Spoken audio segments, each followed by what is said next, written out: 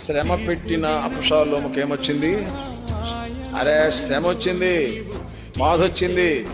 కనుక మన జీవితంలో శ్రమ బాధ వచ్చినప్పుడు దేవుణ్ణి ఆశ్రయించాలా.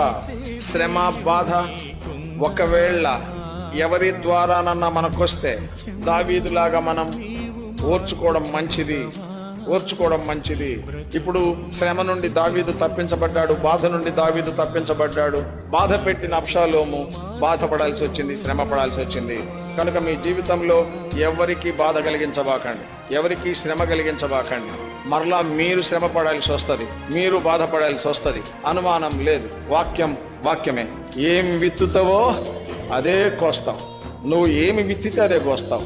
అబ్షాలోము ఆ దావీదు విషయంలో బాధ విత్తాడు, శ్రమ విత్తాడు, అదే కోసుకున్నాడు, చనిపోయాడు. కనుక మీరు ఎవరిని బాధ పెట్టకూడదు, ఎవరిని శ్రమ పెట్టకూడదు. మరి ముఖ్యంగా